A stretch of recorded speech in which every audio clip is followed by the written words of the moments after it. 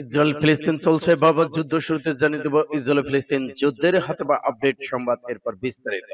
গাজা যুদ্ধের অবসান চাইলে ইসরায়েলে আরো অস্ত্র পাঠানোর ঘোষণা দিত না আমেরিকা। আরো জানিয়ে দিব রাশিয়ার গুরুত্বপূর্ণ সেতু গুড়িয়ে দিল ইউক্রেন। এবার ইরানের বিরুদ্ধে আমেরিকার কৌশলগত সম্পূর্ণ ব্যর্থ। ফিলিস্তিনিদের উপর আগ্রাসন বন্ধের দাবিতে বিশাল সমাবেশ করেছে ইয়েমেন। চীনা প্রতিরক্ষা মন্ত্রণালয় বিবৃতি, আমেরিকা হচ্ছে সবচেয়ে বড় পরমাণু হুমকি। এবার পাকিস্তানের ছাত্র আন্দোলনের ডাক, পাকিস্তানের বৈদ্যুতিক খুঁটিতে বাঁধা অবস্থায় 5 জনের গুলিবিদ্ধ লাশ। তৃতীয় বিশ্বযুদ্ধের দ্বার প্রান্তে। এবং সর্বশেষে জানিয়ে দেব ইসরায়েলের 200 রকেট ও ক্ষেপণাস্ত্র হামলা চালালো হিজবুল্লাহ, লাশের মিছিল শুরু। এতক্ষণ শুনছিলেন সংবাদ শিরোনাম, এখন বিস্তারিত। তবে অনুরোধ থাকবে এই ভিডিওটিতে একটি লাইক দিন এবং কমেন্টস করে জানিয়ে দিন আপনার মূল্যবান মতামত, এবং ইসরায়েল ফিলিস্তিন লেবানন যুদ্ধের সর্বশেষ সাথে বা আপডেট সংবাদ পেতে চ্যানেলটি সাবস্ক্রাইব করুন এবং সঙ্গেই থাকুন। ধন্যবাদ। আরব বিশ্লেষকের মন্তব্য, গাজা যুদ্ধের অবসান চাইলে ইসরায়েলে আরো অস্ত্র পাঠানোর ঘোষণা দিত না আমেরিকা। একটি নিবন্ধের আওতায় গাজা যুদ্ধবিরতি আলোচনার প্রতি আরব দেশগুলো দৃষ্টিভঙ্গি বিশ্লেষণ করেছেন এবং মিশর, কাতারের মতো আরব মধ্যস্থকারীদের ভূমিকায় কঠোর সমালোচনা করে বলেছেন, ইহুদিবাদী ইসরায়েলের যুদ্ধবাজ প্রধানমন্ত্রী বেনিয়ামিন নেতানিয়াহু ইচ্ছাকৃতভাবে গাজায় আল দারুস এলাকায় একটি গণহত্যা চালানোর পর এসব আরব দেশ কোনো শর্ত ছাড়াই ইসরায়েলের সঙ্গে যুদ্ধবিরতি আলোচনায় অংশ নিয়েছে। আরব বিশ্বে বিশিষ্ট লেখক ও বিশ্লেষক আব্দ আল বারি আতোয়ার রেইম পত্রিকায় একটি নিবন্ধে ইসলাম প্রতিরোধ আন্দোলন হামাসের নতুন নেতা ইয়াহিয়া সিনহুয়ার সাহসী সিদ্ধান্তের বিশ্লেষণ করেছেন। সিনহুয়ার দোহায় অনুষ্ঠানরত যুদ্ধবিরতি আলোচনা বয়কট করেছেন। পাস্টুডের মতে এই নিবন্ধে তিনি বাহিরের চাপের বিরুদ্ধে হামাসের মর্যাদা এবং শক্তি বলবৎ রাখার সিনহুয়ার সিদ্ধান্তকে স্বাগত জানান। এদিকে এই বিশ্লেষক হামাস আন্দোলনের রাজনৈতিক ব্যুরোর প্রধান ইয়াহিয়া সিনহুয়ার, যিনি গাজার একটি টানেলের নিচ থেকে সামরিক রাজনৈতিক যুদ্ধ পরিচালনা করেন, তার প্রশংসা করে তিনি বলেছেন, ইয়াহিয়া প্রমাণ করেছে যে তিনি আমেরিকা এবং দখলদার শাসক গোষ্ঠীকে ভয় পান না এবং তিনি আরব নেতাদের পরোয়া করে না, যার ভয় পেয়ে আত্মসমর্পণ করার ইতিহাস রয়েছে। রাশিয়ার গুরুত্বপূর্ণ সেতু গুড়িয়ে দিল ইউক্রেন। কৌশলগতভাবে গুরুত্বপূর্ণ রাশিয়ার এমন একটি সেতু ধ্বংস করেছে ইউক্রেন। রাশিয়ার সীমান্তবর্তী কুরস্ক অঞ্চলের গ্লুস্কোভ গ্রামের কাছে সেম নদীর উপর থাকা সেতু গুড়িয়ে দেওয়া হয়েছে বলে বিবিসির প্রতিবেদনে বলা হয়েছে। বিবিসি বলেছে, সেনাবাহিনী সরবরাহের জন্য ক্রেমলিন সেতুটি ব্যবহার করত।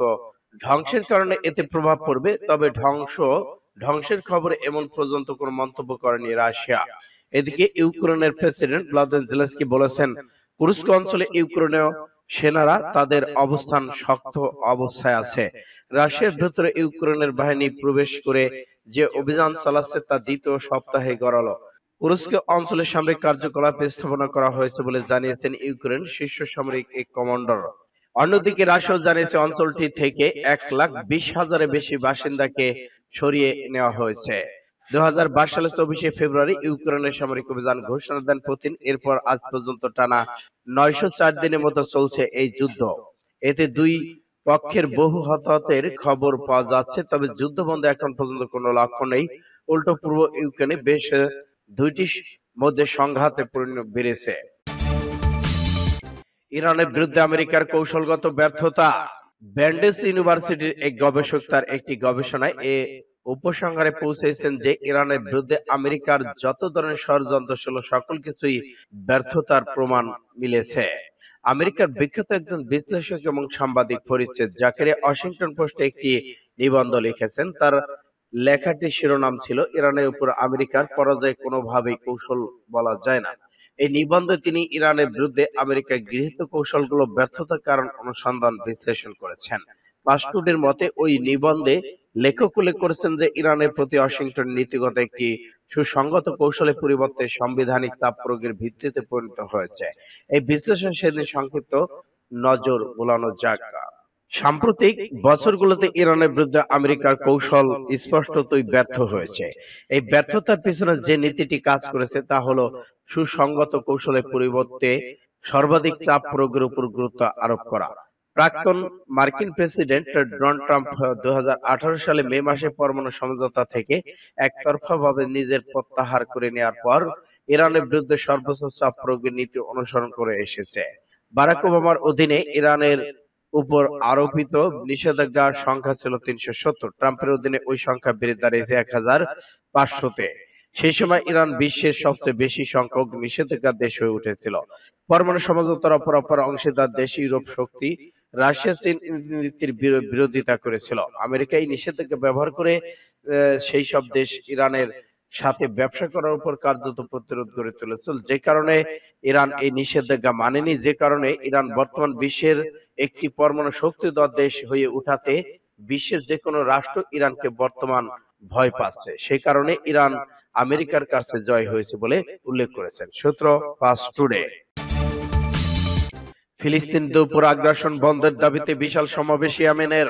ফিলিস্তিন দুপুর আগ্রাসন বন্ধের দাবিতে বিশাল সমাবেশ অনুষ্ঠিত হয়েছে ইয়েমেনের রাজধানী সানায় শুক্রবার। এক প্রতিবেদনে ইয়েমেনের নিউজ এজেন্সি সাবা নিউজে তথ্য জানায়। প্রতিবেদনে বলা হয়, ফিলিস্তিন ইয়েমেনের পতাকা হাতে নিয়ে অংশ নেয় হাজারো মানুষ। এই সময় তাদের হাতে ছিল যুদ্ধবিরোধী প্লেকার্ড। যুক্তরাষ্ট্রের ইসরায়েলের বিরুদ্ধে প্রতিবাদী স্লোগানও দেন বিক্ষোভকারীরা। হাসান হিজবুল্লাহ নেতাদের হত্যা এবং ইয়েমেনে হামাসা কঠোর প্রতিশোধের হুঁশিয়ারি দিয়েছেন হুতি নেতা আব্দুল মালিক আল হুতি। গত 10 মাস ধরেই প্রতি সপ্তাহে নিপীড়ন ফিলিস্তিনদের পাশে দাঁড়াতে সমাবেশের আয়োজন করে আসছে দেশ দুটির সশস্ত্র সংগঠন হুতি। পাশাপাশি লোহিত সাগর, আরব সাগর, এডেন উপসাগর ইসরায়েলের সাথে সম্পৃক্ত একের পর এক জাহাজে হামলা চালাচ্ছে সংগঠনটি সূত্র ফাস্ট টুডে। চীনা প্রতিরক্ষা মন্ত্রণালয়ের বিবৃতি, আমেরিকা হচ্ছে সবচেয়ে বড় পরমাণু হুমকি। চীন বলেছে আমেরিকা সারা বিশ্বের সবচেয়ে বড় পরমাণু হুমকি। এই অস্ত্রের মাধ্যমে ওয়াশিংটন বিশ্ববাসীকে ভীতু সন্ত্রস্ত করে তোলার চেষ্টা করেছে।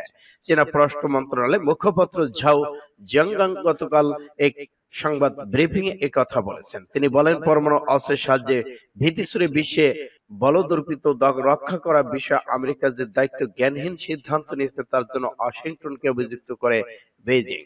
ইন্দো প্যাসিফিক কমান্ডোর অধীনে জাপানকে একটি যৌথ বাহিনী সদর দপ্তরে উন্নীত করার বিষয়ে পেন্টাগনের সিদ্ধান্তে প্রতিক্রিয়া করা বিবৃতি দেন চীন। মার্কিন প্রতিরক্ষা বিভাগ জুলাই মাসের শেষ দিকে আমেরিকা জাপানের প্রতিরক্ষা পররাষ্ট্র নীতি প্রধানদের বৈঠকের পর জাপানে সদর দপ্তর প্রতিষ্ঠার ঘোষণা দেন। মার্কিন প্রতিরক্ষা মন্ত্রী লয়েড অস্টিন সেই সময় এই ঘটনাকে 70 বছরের মধ্যে জাপানের সাথে আমেরিকার সামরিক সম্পর্কের সবচেয়ে শক্তিশালী ঘটনাগুলো অন্যতম বলে প্রশংসা করেছিলেন সূত্র ফাস্ট টুডে এসআইবি জিএআর। পাকিস্তানের ছাত্র আন্দোলন ডাক, পাকিস্তানের বৈদ্যুতিক খুঁটিতে বাধা অবস্থায় 5 জনের গুলিবিদ্ধ লাশ উদ্ধার। পাকিস্তানের বেলুচিস্তান প্রদেশে বৈদ্যুতিক খুঁটিতে বাধা অবস্থায় 5টি গুলিবিদ্ধ লাশ উদ্ধার করা হয়েছে। শুক্রবার বেলুচিস্তান প্রদেশের চাঘি শহর থেকে লাশগুলো উদ্ধার করা হয়েছে বলে স্থানীয় প্রশাসনিক বরাতে জানিয়েছেন এক্সপ্রেস ট্রিবিউন।